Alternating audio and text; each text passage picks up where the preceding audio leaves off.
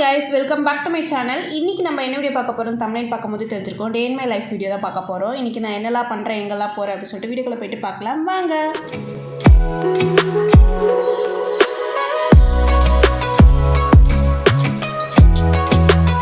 இப்போ நான் எப்பவும் போல் என்னோடய மார்னிங் இன்டேக்கான எம்டி ஸ்டமக்கில் வாட்டர் எடுத்துப்பேன். அதை நான் குடித்து முடிச்சுக்கிட்டேன். So 1 litre or 750 ml compulsory empty ஸ்டமக்கில் நான் குடிச்சுப்பேன். ஏன்னா என் டயட் டைம்லேருந்தே நான் ஃபாலோ பண்ணி எனக்கு பழகிடுச்சு. ஸோ மார்னிங் ஒர்க்கெலாம் முடிச்சுட்டு போயிடலாம் நம்மளால் முடிஞ்ச ஒர்க் அப்படின்னு சொல்லிட்டு ரைஸ் வடிச்சிட்டேன், டீ போட்டாச்சு. அண்ட் தென் சாம்பார் தான் இன்றைக்கி அம்மா வைக்கிறேன்னு சொல்லியிருந்தாங்க. அதனால் பருப்பு எல்லாமே ரெடி பண்ணி வச்சுட்டேன் விசில் போடுறதுக்கு. சாதம் ரெடி ஆனோடனே பருப்பு ஒரு 4 விசில்ஸ் வச்சு எடுத்து ஓரமாக வச்சுட்டு அதுக்குள்ளே பார்த்திங்கன்னா 8:46 ஆகிடுச்சு. நான் ஏற்கனவே குளிச்சுட்டேன். சரி அப்படியே டீ குடிச்சிட்டு ரெடி ஆகலாம் அப்படின்னு சொல்லிட்டு டீயும் ஒரு 1/2 கிளாஸ் குடிச்சிக்கிட்டேன். ஸோ ஏன்னா இப்போ நான் டீலாம் ரெகுலராக குடிக்க ஆரம்பிச்சிட்டேன். அதனால் குவான்டிட்டி மட்டும் கம்மி பண்ணிக்கிட்டேன். இன்றைக்கி நான் எங்கே போகிறேன் அப்படின்னு பார்த்திங்கன்னா எங்கள் மேமோட அகாடமிக்கு தான். நான் மேக்கப் ஆர்டிஸ்ட்டாக இருக்கேன். எத்தனை பேருக்கு தெரியும்னு எனக்கு தெரியல.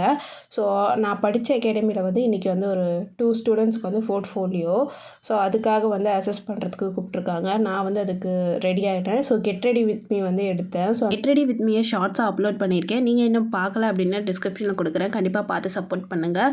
ஸோ எப்பவும் போல தான் ரெடியானேன். பொங்கலுக்கு ஒரு 2 டாப் எடுத்திருந்தேன். ஸோ அது இன்றைக்கி தான் நான் வேர் பண்ணியிருந்தேன் வெளியே போகும்போது. இந்த டாப் ரொம்ப நல்லாயிருக்குன்னு நிறைய பேர் சொல்லியிருந்தாங்க. இந்த டாப்போட ப்ரைஸ் 600 தான். ஸோ எப்பவும் போல் moisturiser, sunscreen, lipstick, kajal and then eyebrow இப்படி தான் ரெடியாக இருந்தேன். ஃபுல் லுக் என்டையர் லுக் இப்படி தான் இருக்குது. ஸோ எப்படி இருக்குதுன்னு சொல்லிட்டு கமெண்ட்டில் சொல்லுங்கள். ஸோ அப்படியே பார்த்திங்கன்னா வீட்டிலேருந்து இறங்கி ஸ்லிப்பர் போட்டுட்டு நானும் பார்த்திங்கன்னா கிளம்பிட்டேன். இன்றைக்கி நான் பஸ்ஸில் தான் போக போகிறேன். அப்படியே படியிலேருந்து இறங்கி வரும்போது இந்த ஸ்பாட் இருக்குது, இந்த மணி பிளான்ட் ஸ்பாட்டு. இங்கே வீடியோ ஃபோட்டோலாம் எடுத்தால் ரொம்ப அழகாக இருக்கும். எனக்கு ரொம்ப பிடிக்கும். நிறைய பேர் பார்த்துருப்பீங்க. நான் இங்கே மோஸ்ட்லி நிறைய ஃபோட்டோ வீடியோலாம் எடுத்து போடுவேன்.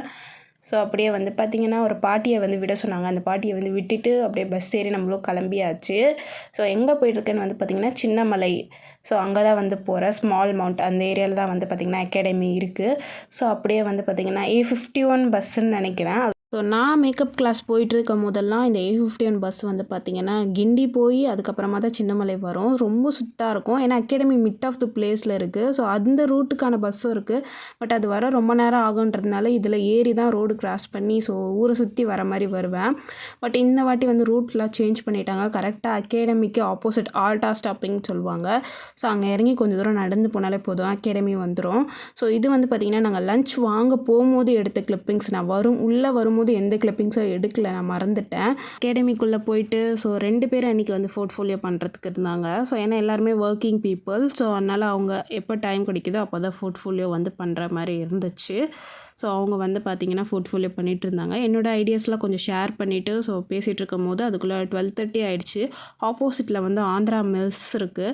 அங்கே போயிட்டு நான் பார்த்திங்கன்னா ஒரு ப்ளைன் பிரியாணி வாங்கிக்கிட்டேன். நானுமே ஃபுட் எடுத்துகிட்டு போகல. தென் இந்த ஆந்திரா மெஸ் பார்த்திங்கன்னா அகாடமிக்கு ஆப்போசிட்லேயே இருக்குது. ஸோ நான் கிளாஸ் படிக்கும் போது பார்த்திங்கன்னா 21 டேஸ்னால் மேக்ஸிமம் 90 டேஸ் பார்த்திங்கன்னா இங்கே தான் சாப்பிட்டு நான் உயிர் வாழ்ந்தேன். ஸோ வீட்டிலேருந்து எடுத்துகிட்டு வந்தால் கூட யாராச்சும் ஒருத்தராச்சும் வாங்கிடுவோம். ஏன்னா அந்தளவுக்கு டேஸ்ட்டாக இருக்கும். சாப்பிட்டு முடிச்சுட்டு பேக் டு ஒர்க் போயாச்சு.